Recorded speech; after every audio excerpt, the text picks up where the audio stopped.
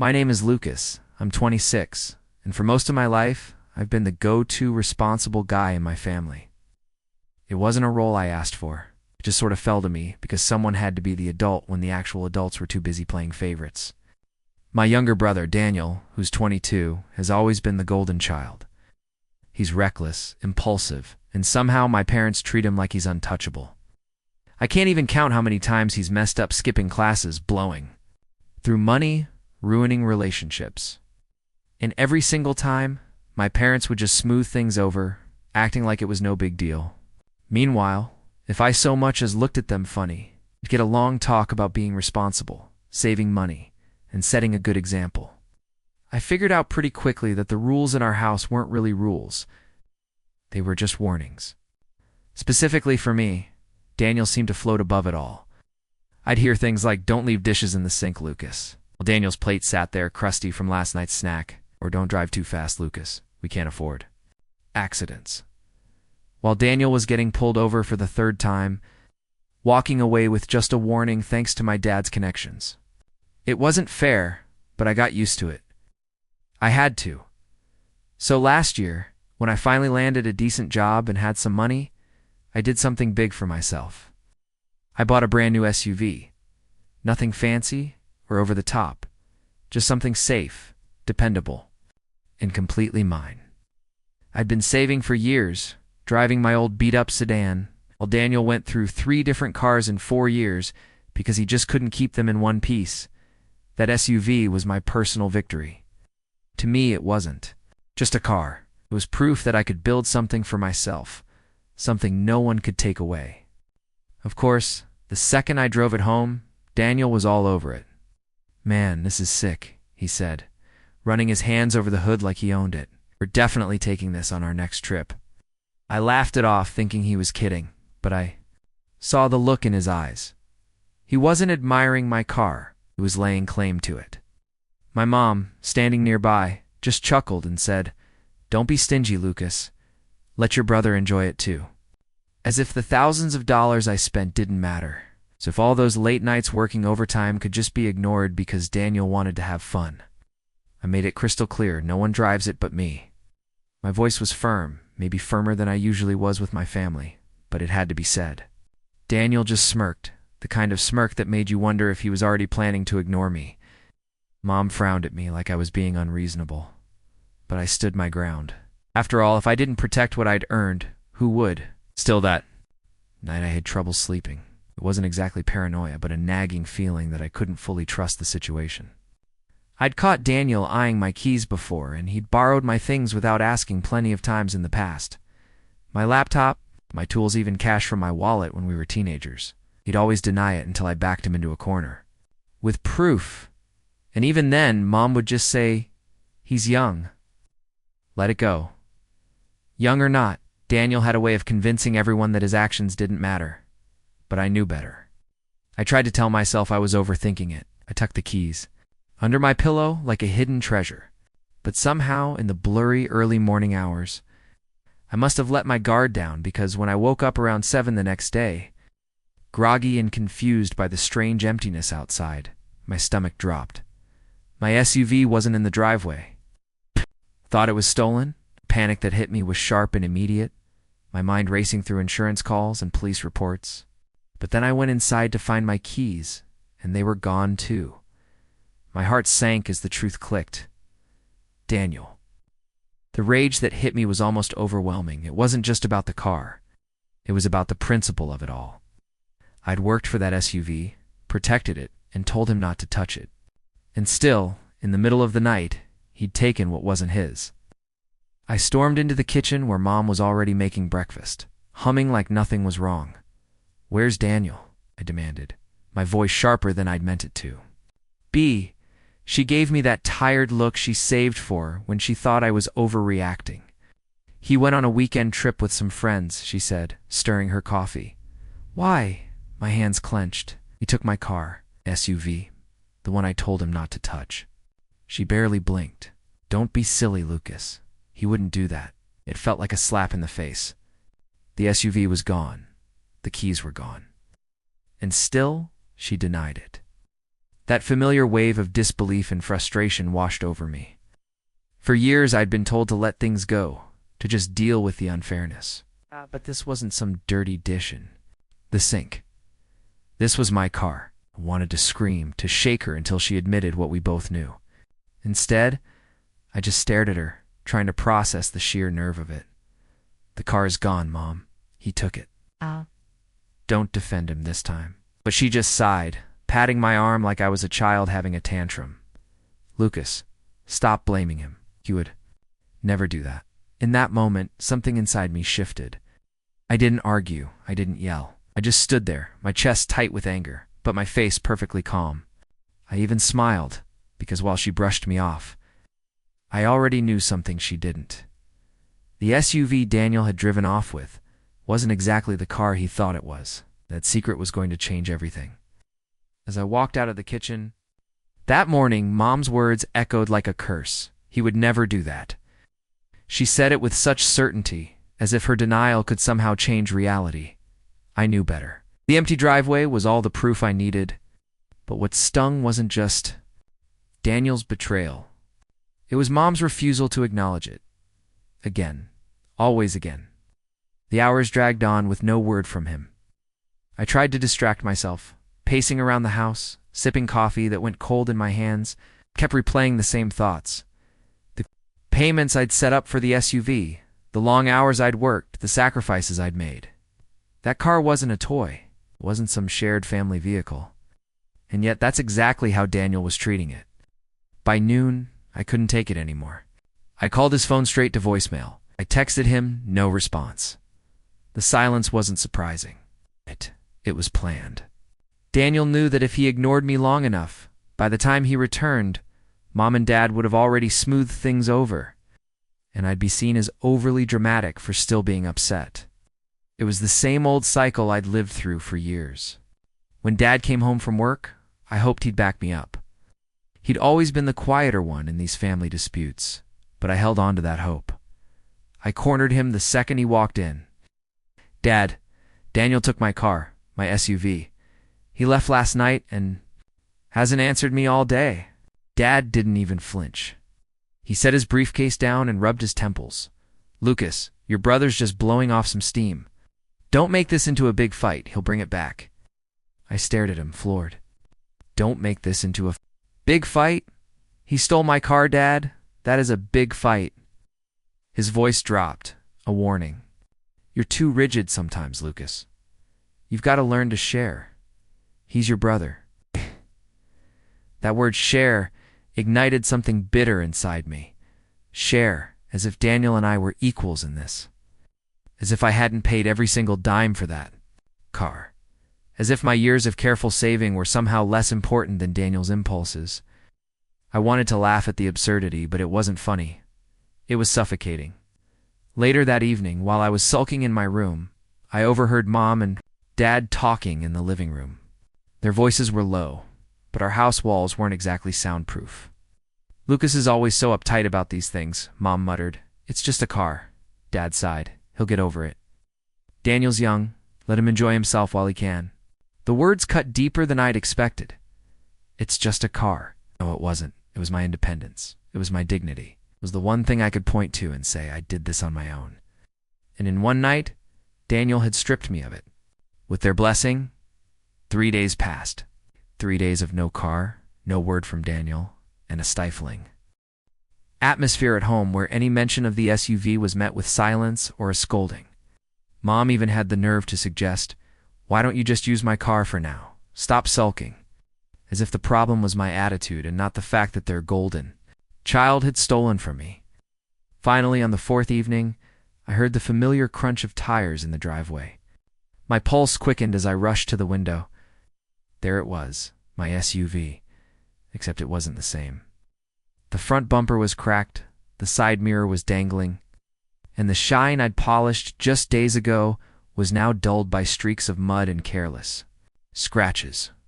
My chest tightened, fury rising like a tidal wave. Daniel stumbled out of the driver's seat, laughing with his friends as if nothing was wrong. He tossed the keys in the air, caught them, and pocketed them without a glance at me. My SUV looked like it had been through a battle, and all he did was grin. I stormed outside.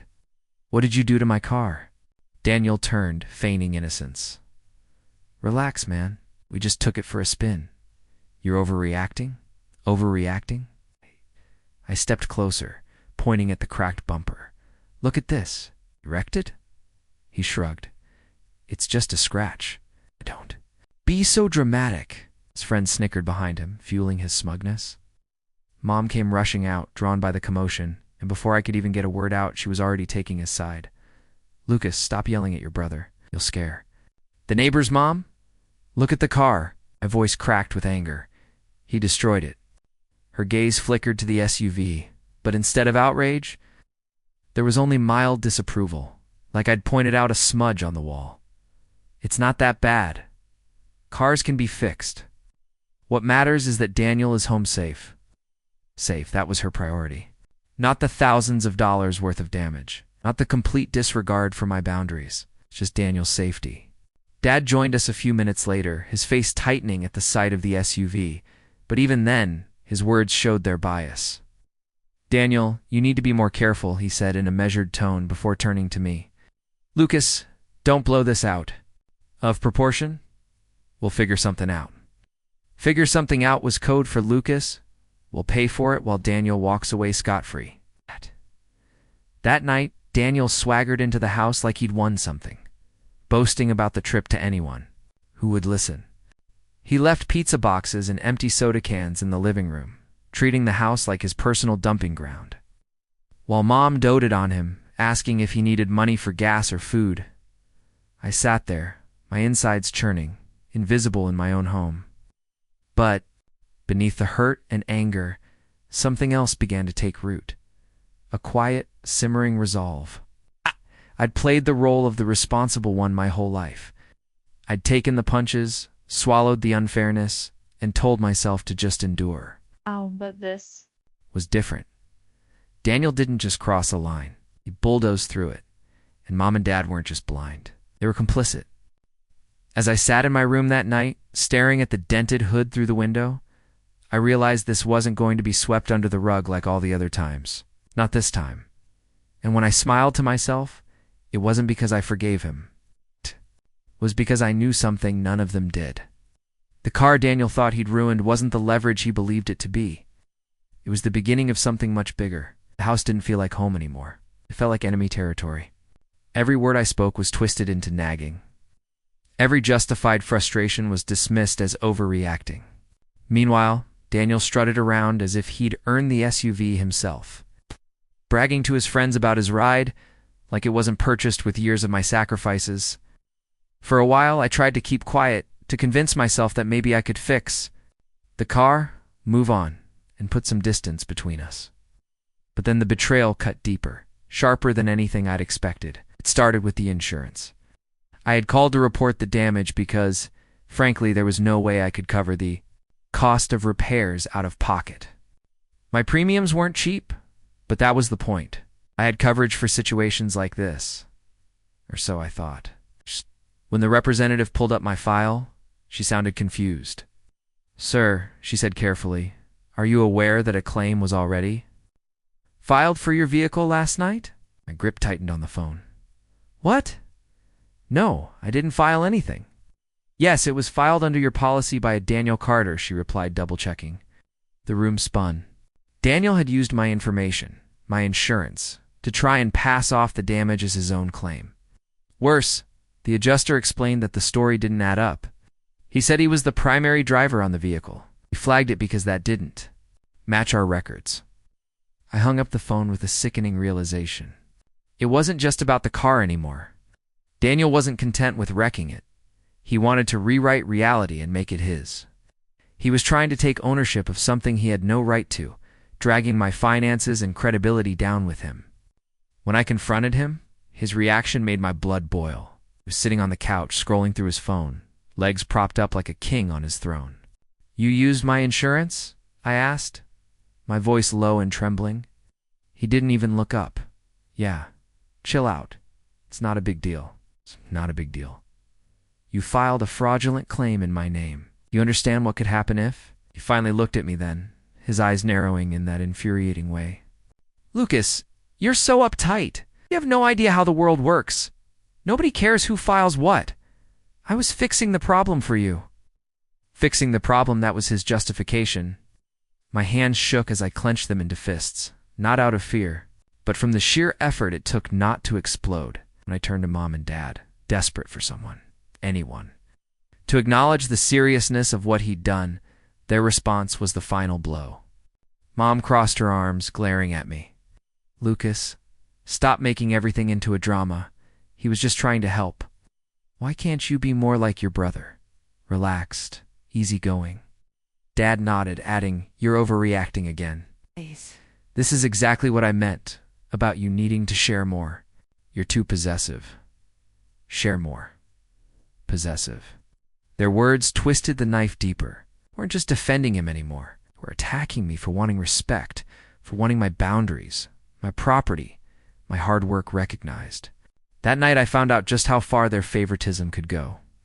I was in my room, my door slightly ajar, when I overheard Mom and Dad talking with Daniel in the kitchen. Their voices carried down the hall. "What? Don't worry about your brother," Mom said soothingly. "He'll cool off. He's always been dramatic."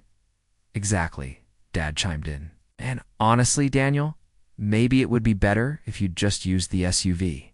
You're the one who goes out, has fun, lives life. Lucas doesn't need it the way you do." I froze. The air left my lungs. They weren't just excusing him. They were openly suggesting that my SUV, my first real achievement, should belong to him. Daniel chuckled. "See, you get it. Doesn't even know how to enjoy it. It'd be better off with me anyway." The sound of their laughter was like a hammer cracking against the fragile shell of whatever trust I still had in them. Wow. That was the moment everything changed. It wasn't about fairness anymore, or hoping they'd see reason. No, this was betrayal. In its purest form, my parents had openly, blatantly chosen their golden child at my expense. And Daniel, he wasn't satisfied with just stealing. He wanted to erase me from the picture entirely. I sat in the dark of my room that night, heart pounding, teeth clenched, every nerve in my body alight with anger. For the first time in my life, I didn't feel like the responsible older brother. I felt like someone betrayed enough to break. Someone finally ready to stop swallowing the unfairness and start plotting because they had no idea that I wasn't powerless. They thought I was the predictable one, the quiet one, who would always back down. But what they didn't know, what Daniel especially didn't know, was that the SUV he had claimed wasn't just a shiny toy. It was a trap, waiting to be sprung. And soon, he'd find out exactly what that meant. After that night, the house felt alien. Every time I walked into the kitchen or living room, I was reminded that I was the outsider under my own roof. Mom and Dad laughing. With Daniel, it's the way he lounged in the SUV's driver's seat, like he'd owned it all along. The dismissive glances they threw me whenever I dared to voice my frustration. It was suffocating. The worst part wasn't even the damage to the car, or the fraudulent insurance claim. It was the crumbling of trust. I realized that no matter what I did, no matter how hard I worked, I would never be seen as anything more than the strict, uptight brother.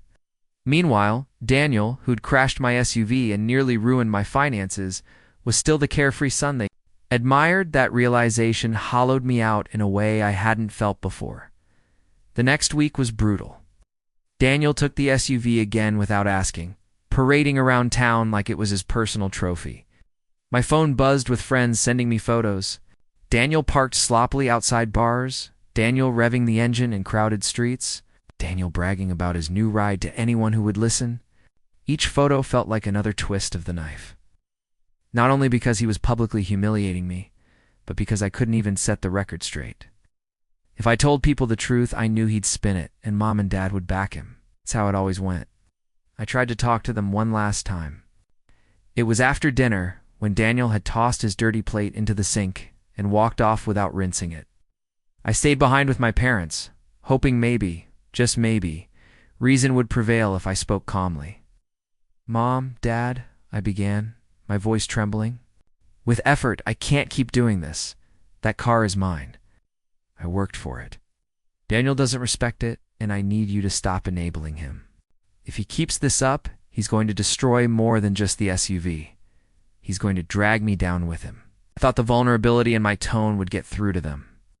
But instead, Mom pursed her lips, shaking her head slowly. "Lucas, you're exhausting. All you ever do is complain. Why can't you be grateful your brother is even around? One day, when he's successful, you'll be proud."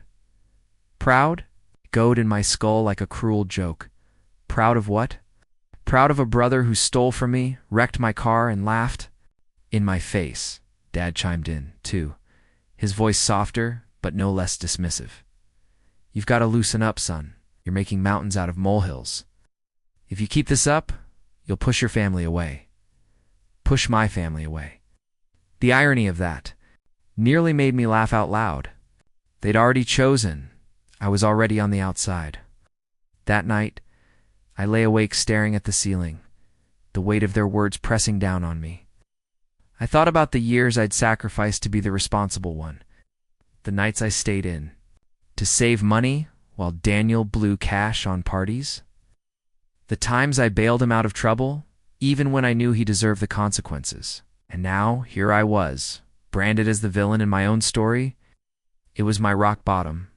The next morning, Daniel swaggered into my room without knocking, tossing the SUV keys onto my desk. "By the way, you're low on gas. You might want to fill up before you drive it again," he said with a grin. "Oh, and my buddies love the ride. They said I should bring it next weekend, too." He walked out before I could even respond, his laughter trailing behind him. I stared at the keys, my blood boiling, my chest tight. That was the moment something inside me snapped. Not into an explosion of anger, but into something colder, quieter. I stopped arguing, stopped pleading, stopped wasting my breath. If they wanted me to be the villain, then I'd play the part, but on my own terms. I realized there was no point fighting for their recognition anymore. I wasn't going to win a battle against years of favoritism. Instead, I started planning. I began researching late into the night's insurance loopholes, property laws, ways to protect myself financially from Daniel's recklessness. I dug through my paperwork, set up new passwords, and quietly began moving pieces into place. I didn't announce anything. I didn't slam doors or make threats. Outwardly, I played along. I smiled faintly at Mom's digs, nodded at Dad's. Warnings? Let Daniel gloat without resistance. But inside, I was done. Done being the punching bag. Done being the responsible one who never fought back. Because what Daniel didn't know, what none of them knew, was that the SUV wasn't just a car. It was more than a vehicle. It was leverage.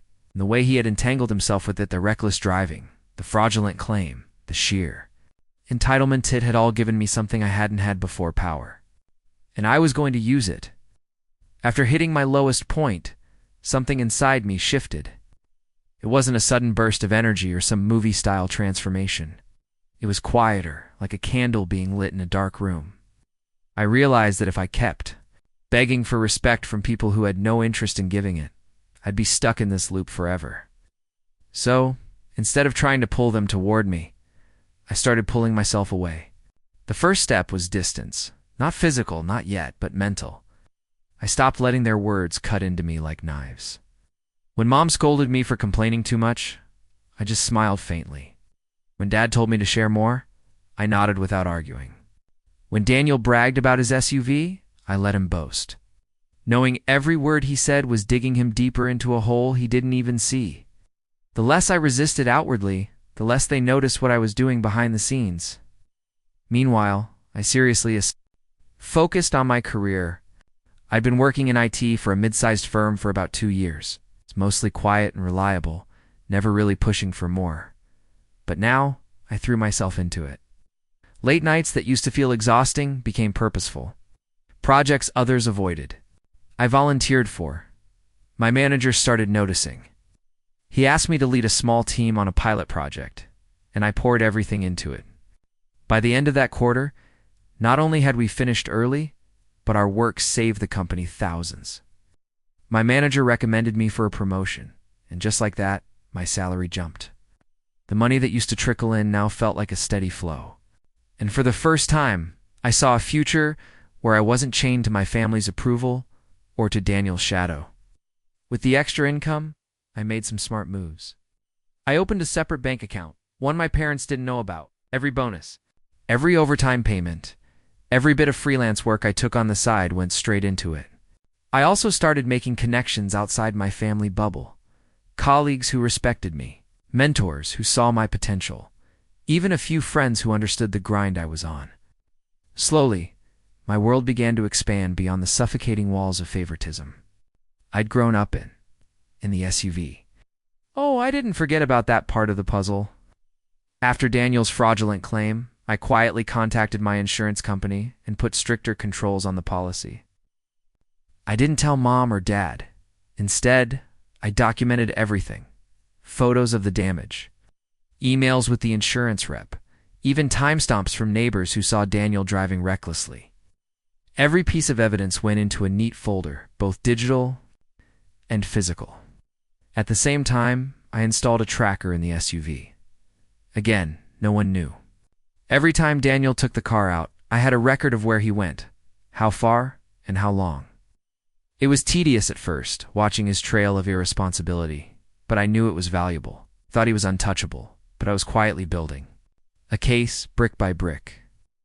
Life outside the house began to look brighter. I treated myself not with flashy things, but with small victories that were mine alone.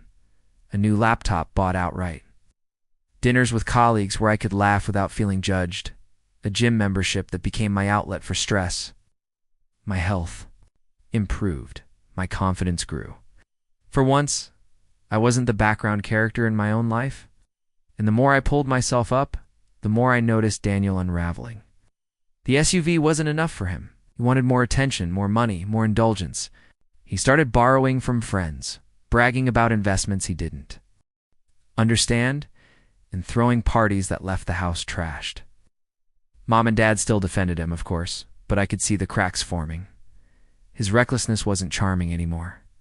It was becoming costly. Stayed quiet, patient, letting him dig deeper, letting my parents excuse more and more, until even they looked tired.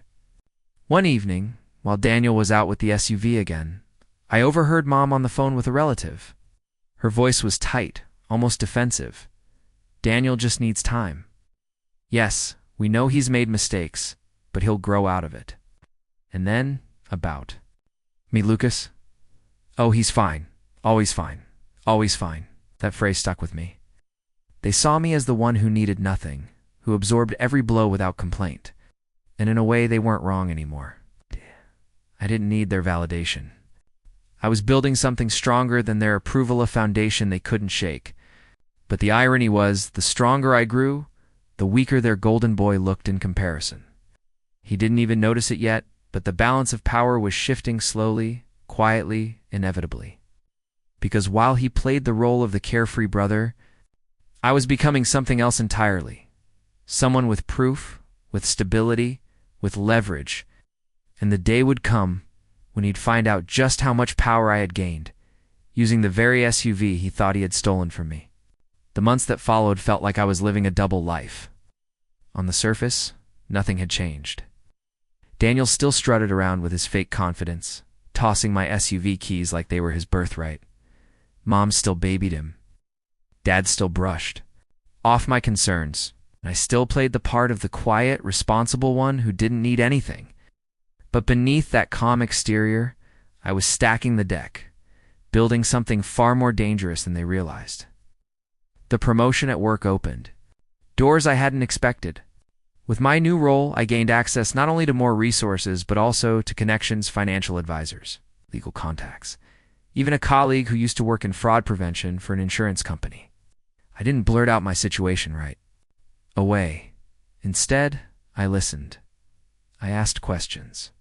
And slowly, I began to understand just how severe the consequences could be for someone who filed fraudulent insurance claims or repeatedly drove recklessly under someone else's policy. One conversation in particular stuck with me. Over coffee, my colleague, let's call him Mark, was telling me about a case where someone had been flagged for misusing a car that wasn't theirs. The paper trail is everything, he said. Emails, GPS data, receipts, photos. You piece it together, and eventually, even the most untouchable person crumbles. Remember sipping my coffee slowly, hiding the small smile tugging at my lips. A paper trail. It's exactly what I had been building. For months.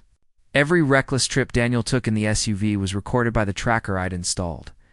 Every dent, every scratch, every receipt from gas stations he used my card to fill up with, I had them cataloged. I even had text messages from him bragging to his friends about his ride, screenshots saved in multiple folders. To anyone else, it might have looked obsessive. To me, it was preparation. Meanwhile, Daniel's arrogance was growing. He wasn't content just borrowing the SUV. He started talking about upgrading it as if it were his to modify. One night at dinner, he casually mentioned to our parents, "I was thinking of trading it in for something sportier, maybe a coupe." I nearly choked on my food. "Excuse me?" Daniel smirked. "Relax, man. I'm just saying. This SUV isn't really my style, too family-friendly. Don't you think I'd look better in something with, a bit more edge?" Mom laughed. "Well, he's not wrong. You've always been the practical one, Lucas. Daniel needs something more fitting for his personality." I looked between them, stunned, my fork frozen midair. They weren't even hiding it anymore. They were entertaining the fantasy that my car was Daniel's to trade. That night, I realized something crucial. Daniel wasn't just entitled. He was careless with his entitlement. He believed so completely in his golden child immunity that he'd started saying the quiet part out loud. That was dangerous for him and valuable for me. Around that same time, I stumbled onto another piece of leverage I hadn't expected. My company had begun offering optional car allowances to employees in managerial positions, an incentive to ensure reliable transportation. I applied, and within weeks, I had approval. It wasn't enough to cover a brand new vehicle outright, but combined with my savings, it gave me options. Serious options. That's when the idea solidified in my mind. I didn't need to fight for recognition anymore. I didn't even need to fight for the SUV. What I needed was to let Daniel, and by extension my parents, dig deep enough into their delusions that when the truth finally landed, it would crush them under its weight. I quietly met with a lawyer, someone recommended by Mark, and laid out a hypothetical scenario. What if someone repeatedly damaged your property, filed false claims, and tried to assert ownership? The lawyer raised an eyebrow but didn't laugh. "If you can prove it," he said, "you'd have grounds not just for financial restitution, but also for charges depending on the extent." That night, I walked back into the house with a calmness I hadn't felt in years. Mom was nagging me about how I never smiled anymore. Daniel was bragging about his weekend plans, and Dad was glued to the TV. I just nodded, smiled faintly, and went upstairs, because I knew something none of them did. I was no longer just the responsible older brother. I was someone with documented proof, legal advice, and a financial cushion that freed me from needing their approval. And most importantly, I was patient. Daniel thought he had all the power, because he had the keys, but the keys didn't matter anymore. What mattered was the trap I was building around him. One he couldn't see until it was too late. Sooner or later, he'd walk right into it. The breaking point arrived on a Friday night. One of those evenings where the house was filled with Daniel's laughter and the clutter of his friends taking over the living room. I had just come home from a long day at work, productive, fulfilling, but exhausting. And the last thing I wanted was another reminder of how little respect I had in this house. Yet there it was, Daniel tossing the SUV keys in the air while bragging about his plans for the weekend. "We're taking it upstate," he announced proudly, his friends nodding along. "Going to hit the lake? Maybe camp out? This thing's perfect for hauling all our gear." I froze in the doorway. He didn't even bother to look at me as he said it. Didn't even acknowledge that the car he was parading around was mine, not his. My SUV had gone from being my achievement to being his party accessory. My parents sat there grinning like it was cute. That was when I knew it was time. The trap I'd been building for months was ready, and Daniel had just volunteered to step straight into it. Earlier that week, I'd met with the lawyer again. With all the documentation, I'd gathered the tracker logs, photos, insurance correspondence, even witness accounts from neighbors. It wasn't hard to build a case. But instead of rushing to file something immediately, I held on to the evidence, waiting for the perfect moment to make the damage undeniable. And this weekend trip, It was the perfect storm. The morning they left, I didn't argue. I didn't demand the keys back. I simply smiled, wished Daniel and his friends a safe trip, and watched as he drove away, music blasting, laughter spilling out of the SUV's open windows. Inside, I felt a deep calm settle over me, the kind of calm that comes when you know you've already won. While they were gone, I put the rest of the plan in motion. I sent the tracker data and photos to my lawyer, including Daniel's itinerary, which I'd pieced together from overhearing his loud conversations. I even had screenshots of his texts bragging about borrowing the car for the weekend. The lawyer advised me to call the insurance company directly, not to file another claim, but to formally report unauthorized use and fraud tied to Daniel's previous attempt. Once you make the call, my lawyer said, you're no longer the one chasing the problem. The system will chase him. And so I did. Calm, polite, precise. I laid out everything to the insurance rep. By the end of the call, they confirmed Daniel's name was already flagged in their system. Thank you for confirming, Mr. Carter, the rep said. Rest assured this will be escalated. By Sunday evening, when the SUV finally pulled back into the driveway, it was in even worse shape than before. A cracked taillight, blood caked along the tires, fast food wrappers spilling out of the back. Daniel stumbled out, sunburned and smug, his friends laughing like they'd just returned from a victory lap. Man, this thing is a beast. Daniel grinned, slapping the hood. Don't worry, bro. I'll get it washed tomorrow. I didn't respond. With anger this time, I simply smiled, calm, measured, almost amused. Glad you enjoyed yourself. That night, while Daniel crashed in his room and my parents hummed with their usual pride, I sat quietly at my desk.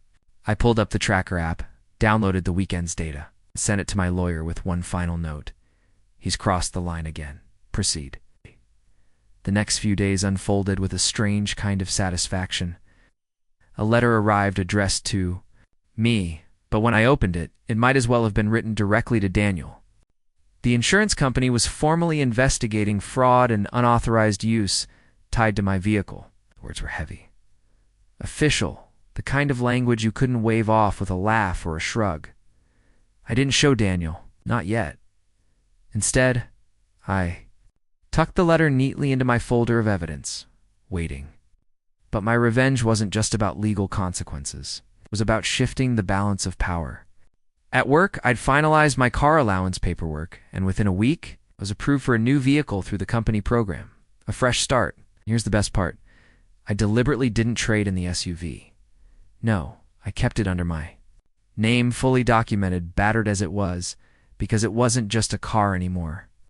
It was Exhibit A, and Daniel tried to take the keys again that weekend. I let him hold them in his hand for a moment before calmly saying, actually, the SUV is off limits now. Company policy, I'll be driving the new one. Insurance doesn't allow unauthorized drivers anymore? His grin faltered. What do you mean? I've been driving it for months. Exactly, I said, meeting his eyes. And that's over. He laughed, trying to brush it off, but there was a flicker of doubt in his expression, the first crack in his smug facade. Mom swooped in, of course, scolding me for being selfish and telling me to stop holding grudges. But this time, I didn't argue. I just smiled and walked out with the new keys in my pocket, because the real blow hadn't landed yet. And when it did, it wouldn't just knock Daniel down. It would shake the pedestal my parents had built for him to the ground. Fallout didn't come all at once. It arrived in waves, each one stronger than the last, until even my parents, so determined to keep Daniel untouchable, were forced to face reality. The first wave came when the insurance company called. I made sure to take the call on speaker. While sitting in the living room, my parents and Daniel, all within earshot. The representative's tone was calm but firm. They had concluded their investigation, and Daniel's fraudulent claim had been flagged as attempted insurance fraud. Because of the unauthorized use and repeated damage tied to my vehicle, they were placing restrictions on my policy and warning of possible legal escalation if it happened again. Mom gasped. Dad shifted uncomfortably. Daniel paled, though he tried to mask it with a smirk. It's just insurance people. They bluff all the time. but his voice cracked ever so slightly. The second wave hit when I finally revealed the folder I had been keeping. I laid it out on the dining room table like a case file, photos of the damage. Tracker logs showing Daniel's late-night joyrides, screenshots of his texts bragging about the car, and copies of the letters from the insurance company. Each page landed with a slap against the wood, and with every slap, my parents' excuses grew thinner. "This is harassment," Mom tried it first. "You're digging into his life like some detective?" "No," I replied evenly, looking her dead in. This is proof. Proof you've ignored for months." Daniel snatched at the papers, flipping through them in disbelief. "We're spying on me." "I was protecting myself," I said calmly. The silence that followed was heavier than anything I'd ever felt in that house. For the first time, there were no quick excuses, no laughter to brush it off, just a wall of evidence they couldn't climb over. The third wave came harder still. A few weeks later, Daniel was pulled over while driving a friend's car. Reckless speeding, expired registration. With his name already flagged in the insurance system, the officer didn't just let him off with a warning this time. He got slapped with fines and mandatory court appearances. When he came home fuming, Mom tried to comfort him, but I could see the cracks spreading wider. Their golden boy was no longer untouchable. The system had its eye on him now, and there was nothing they could say to shield him. As for me, I didn't need to gloat. I didn't need to shout. I simply lived my life. With my new company car allowance, I drove a fresh vehicle that Daniel couldn't touch. My promotion came through officially, and with it, a new apartment downtown. When I packed my things, my parents begged me to reconsider, though their pleas weren't really about me. They were about losing the son who kept the house afloat while their favorite spiraled out of control. I moved out quietly. No dramatic fights, no slammed doors, just a calm exit from the battlefield I'd been forced to grow up on. Months later, I returned, not to live, but to visit. Pulling up in my new car, sharp suit, fresh from work. The SUV still sat in there. Driveway, battered and unused, a monument to the months of denial and betrayal. Daniel stepped outside, thinner, wearier, his bravado dimmed. Mom and Dad followed, their faces lined with a shame they couldn't quite voice. "Lucas," Dad said slowly, maybe we should have listened sooner. I studied them, the same people who had dismissed me, belittled me, made me invisible in my own home, and for the first time, I didn't feel the desperate urge for their approval. I didn't need their validation anymore. I gave them a small smile. "It's fine. I just wanted you to see the truth for yourselves." And as I turned to leave, Daniel muttered under his breath, bitter but broken, "You set me up." I paused, glanced back at him, and let the words land like the final blow. "No, Daniel, you set yourself up. I just stopped protecting you from the consequences." The look on his face, the dawning realization that his shield was gone, that his parents couldn't save him anymore, was worth every sleepless night, every quiet plan I had laid. I got in my car, started the engine, and drove away, leaving behind the broken pedestal they had built for their golden boy. For the first time in my life, I wasn't the overlooked, responsible son. I was the one who walked away with dignity, proof, and freedom. And that was the moment I knew